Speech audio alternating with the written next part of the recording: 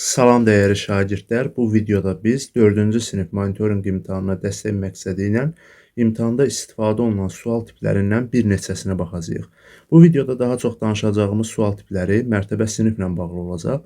Bilirsiniz ki, əvvəlki illərdə 4-cü siniflərin monitorinq imtahanında mərtəbə sinifdən ən az bir sual nümunəsi istifadə olunmuşdu və ehtimal eləyirik ki, bu ildə mərtəbə siniflə bağlı ən az bir sual tipi qarşınıza çıxa bilər. Ona görə çalışacağıq ki, bu videoda biz mərtəbə siniflə bağlı ən az 3 sualın izahına baxaq.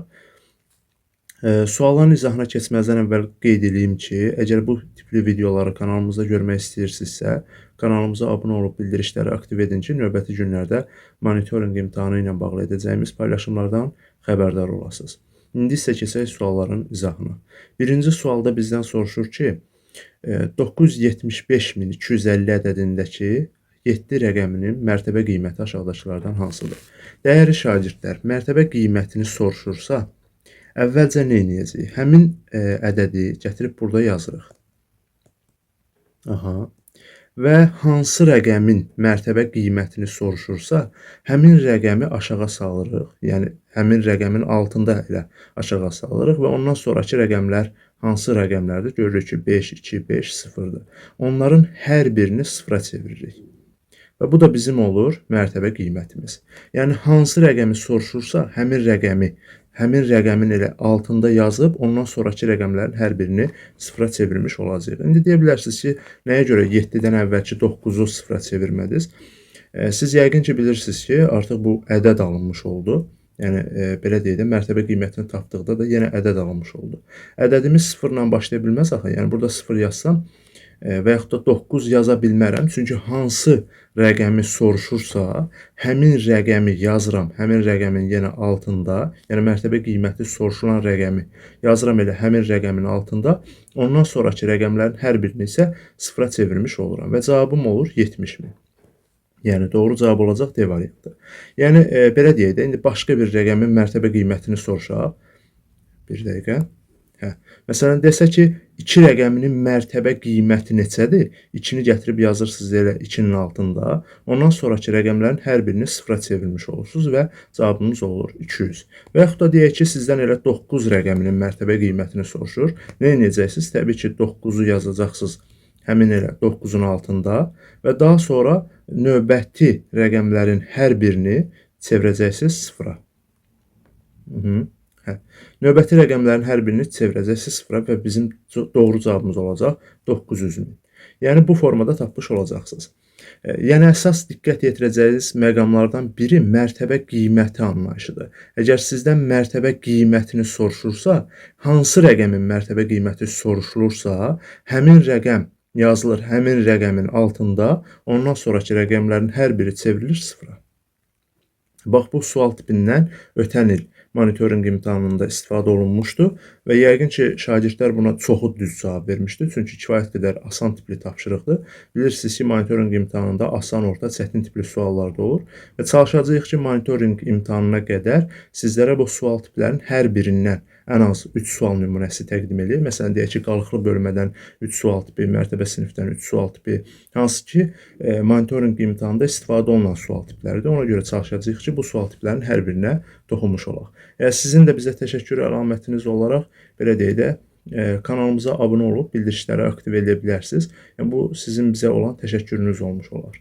Yəni, biz də monitorinq imtahanına qədər bir daha deyirəm, çalışacağıq ki, hər gün yəni model tipli suallardan sizin belə deyək, qarşınıza çıxaq və hər birinin də izahını vermiş olaq.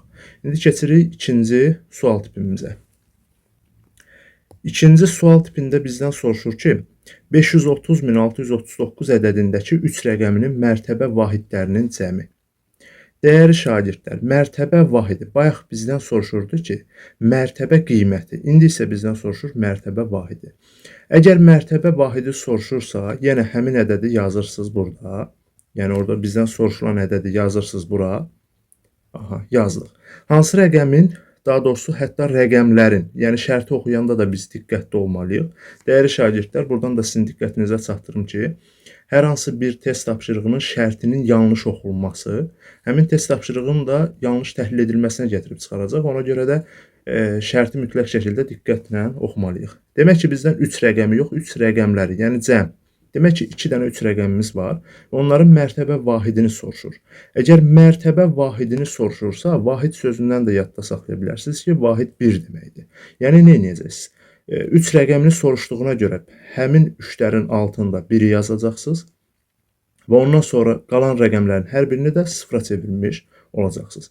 Yenə də deyirəm, bax, burada 5-in bizə heç bir adiyyəti yoxdur. Yəni, soruşulan mərtəbə vahidi ki var, həmin mərtəbə, hansı rəqəmin mərtəbə vahidi soruşulursa, həmin rəqəmin altında 1 yazılır, ondan sonraki rəqəmlər isə sıfıra çevrilmiş olur. Baxın, burada 3-ü soruşub, yəni bir dənə 3-ü soruşsaydı, onda hamısını sıfıra çevirərdim. Amma 2 dənə 3-ü soruşduğuna görə, demək ki, mən nə edirəm? Həmin rəqəmlərin altında 1-i yazıram və daha sonraki rəqəmləri isə sıfıra çevirmiş oluram. Və bizim doğru cavabımız olur C variantı. İndi keçək növbəti sualın izahına. Bura qədər əgər video sizlərə faydalı oldusa, mütləq şəkildə kanalımıza abunə olub bildirişləri aktiv eləyin.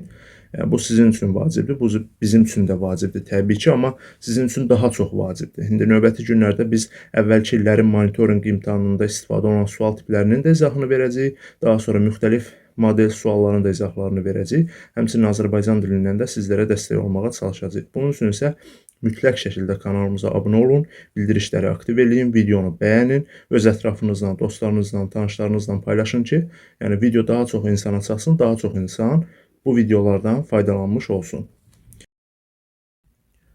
Nümunə 3-ə baxırsınız. 7.504.932 ədədində neçə minlik var?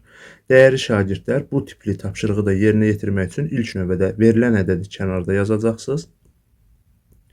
Daha sonra soruşulana baxırsınız. Neçə minlik var? Əgər neçə minlik soruşulursa, mütləq şəkildə mini yazırsınız və verilən ədədi minə bölürsünüz. Amma bunun daha rahat yolu olmalıdır. Yəni, imtahanda bizə, belə deyək, o qədər vaxt verilmir axı. 2 saat vaxt verilir və sizə lazımdır ki, o 2 saat, belə deyək də, müddətində test tapşırıqların səmərəli, yəni daha tez yerinə yetirəsiniz. Ona görə də siz nə edəcəksiniz? Baxın, verilən minlikdirsə, mindəki sıfırların sayı qədər verilən ədəddən rəqəm siləcəksiniz. 3 dənə sıfırımız olduğuna görə verilən ədəddən 3 dənə rəqəmi silirik və doğru cavabımız olur 7504. Yəni doğru cavab olacaq B variantı. Əgər sizdən yüzlük soruşsa, yüzlük. Yüzlükdə təbii ki, yüzdə neçə dənə sıfır var? Yüzdə 2 dənə sıfır var. Demək ki, verilən ədəddən bu 2 sıfırı, yəni sayı qədər rəqəm silmək lazımdır. Deyək ki, məsələn, verilən ədəddə bizdən soruşur ki, verilən ədəddə neçə yüzlük var? Yüzdə 2 sıfır olduğuna görə 2 rəqəm silirəm və doğru cavabım olur verilən ədədim. Yəni 75049 ədədi. Və yaxud da sizdən soruşa bilər ki, neçə onluq var? Neçə onluq? Onda təbii ki, bir dənə sıfır var. Demək ki, verilən ədəddən bir dənə rəqəm siləcəksiniz və doğru cavabınız olacaq yerdə qalan hissə. Belə dəyərli şagirdlər, yaxın dəqiqələr ərzində sizlərə faydalı olmağa çalışdıq.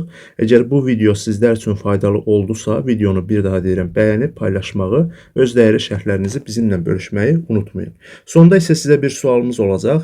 Bu sualın düzgün cavabını bizim bu videonun, yəni şərh bölməsində qeyd eləyərsiniz. Görək hansı şagirdlər bu sualın cavabını doğru cavablandıracaq. Hələlik gələn videolarda görüşək.